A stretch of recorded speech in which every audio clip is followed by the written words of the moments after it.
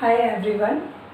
जैसा कि आपको पता है कि हम लोग ज्योमेट्री पढ़ रहे हैं शुरू से, और ज्योमेट्री की सीरीज़ में ही अब हम स्टार्ट करने जा रहे हैं कॉन्ग्रुएंसी। आज हम पढ़ेंगे कॉन्ग्रुएंसी के बारे में। तो कॉन्ग्रुएंसी एक ऐसा वर्ड है जिसका अगर हमें मीनिंग मैथ्स में पता लग जाता है तो बहुत इजीली समझ आ जाएगी बात। इसको हम सिंपल लैंग्वेज में अगर लिखें तो इसका मीनिंग बिल्कुल छोटा सा होता है। कॉन्ग्रुएंसी का मतलब होता है same shape and size. Same shape and same size. दो फिगर्स, जरूरी नहीं है कि हम ज्योमेट्री में पढ़ते हैं या मैथ्स में पढ़ते हैं, रियल लाइफ में कोई भी चीज़ आप दो ले लें। जैसे हम सेम कंपनी के मोबाइल फ़ोन ले लें, सेम कंपनी के पेन ले लें, बिल्कुल एग्जैक्टली सेम हो शेप भी और साइज भी। लेकिन इसी चीज़ को जब हम मैथ्स में पढ़ने जाते हैं तो जैसे सपोज करिए सबसे पहली फिगर जो होती है, हम अगर पढ़ें उसके बारे में, एक लाइन सेगमेंट के बारे में हम पढ़ते हैं। ए भी एक लाइन सेगमेंट है और एक और लाइन सेगमेंट हम लेते हैं जिसको हम कहते हैं सी डी। तो लाइन सेगमेंट को हम कब कहेंगे कि वो कॉन्ग्रुएंट है? जब उन दोनों की क्या होगी, लेंथ सेम होगी। इसका मतलब एक और चीज़ से हम इसका मीनिंग समझ सकते हैं। जैसे अगर ये वाली फिगर, ये वाला जो लाइन सेगमेंट है, इसके ऊपर रख दिया जाए तो आपको पता नहीं लगेगा कि दो लाइन सेगमेंट है यहाँ पर। इट मीन्स वो उसको एग्जैक्टली सुपर इम्पोज कर लेगी।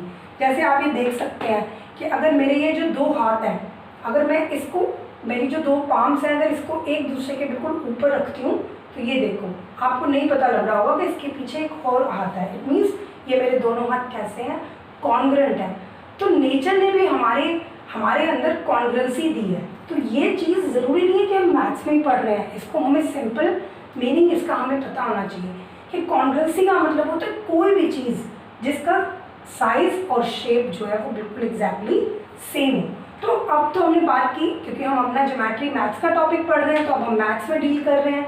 तो लाइन सेगमेंट की बात की, तो when they have same measurement, जब उनकी मेजरमेंट सेम होगी, उनकी लेंथ सेम होगी। इसी तरह से हम दूसरी फिगर की बात करते हैं। दूसरी फिगर सपोज हम एंगल लेते हैं। अगर इस एंगल की मेजर सपोज करते हैं 70 डिग्री है, तो एक और एंगल जो हम बनाएंगे, अगर हम कहते हैं कि वो कॉन्ग्रुएंट है तो उसकी मेजर भी कितने डिग्री होगी, 70 डिग्री होगी। तो ये दोनों एंगल्स कैसे कहलाएंगे, कॉन्ग्रुएंट कहलाएंगे। अब इसके बाद अगर हम बात करें टू डायमेंशनल फिगर की, सपोज हम रेक्टेंगल की बात करते हैं। तो रेक्टेंगल आप लोगों को पता है जिसमें हम लेंथ और ब्रेथ की बात करते हैं। इसमें दो डायमेंशंस होती हैं, एक लेंथ होती है और एक ब्रेथ होती है। तो अगर इस लेंथ को हम ले लेते हैं 3 सेंटीमीटर और ब्रेथ को ले लेते हैं 2 सेंटीमीटर, तो जो दूसरा रेक्टेंगल होगा, जो कॉन्ग्रुएंट होगा रेक्टेंगल, वो रेक्टेंगल एग्जैक्टली सेम लेंथ और ब्रेथ का होगा। उसकी लेंथ 3 होगी और उसकी लेंथ 2 होगी, तभी हम इन दोनों को कॉन्ग्रुएंट कह पाएंगे। जैसा मैंने अभी बताया कि एक दूसरे के ऊपर सुपर इम्पोज हो जाती हैं एग्जैक्टली। अब अगर हम बात करते हैं सर्कल की, तो आपने देखा होगा कि जब हम बैंगल्स खरीदने जाते हैं तो बैंगल्स का जो पैक होता है तो उसमें सारी बैंगल्स हमारी क्या होती हैं, कॉन्ग्रुएंट होती हैं। तो इसी तरह से अगर हम सर्कल की बात करें तो सर्कल कब कॉन्ग्रुएंट होंगे, जब उनकी रेडियाई सेम होगी। तो सपोज ये अगर 4 सेंटीमीटर का सर्कल है तो ये सर्कल भी हमारा 4 सेंटीमीटर का होगा। Then only we can say that these two circles are congruent.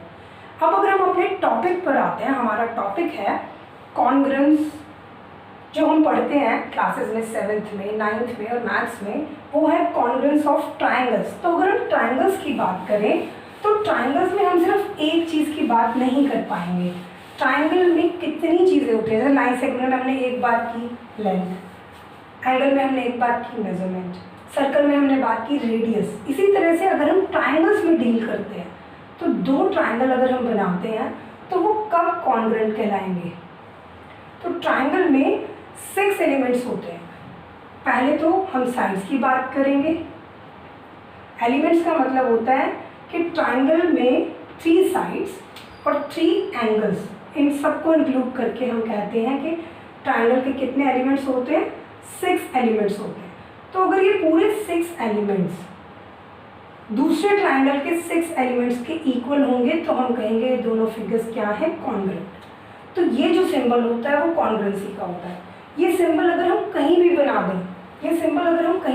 दें, इस सिंबल का मतलब होता है कॉन्ग्रुएंसी। क्यों? क्योंकि ये ज्योमेट्रिकल फिगर्स हैं तो हम यहाँ पे इक्वलिटी का साइन नहीं लगा सकते, जबकि मीनिंग कॉन्ग्रुएंसी का यही है कि एग्जैक्टली इक्वल। बट ये फिगर्स हैं, ये न्यूमेरिकल वैल्यूज नहीं हैं, तो इसमें हम इस तरह का साइन बना देते हैं। इसका मीनिंग होता है कॉन्ग्रुएंसी। आई होप इस सिंबल का मीनिंग क्लियर हो गया होगा आपको।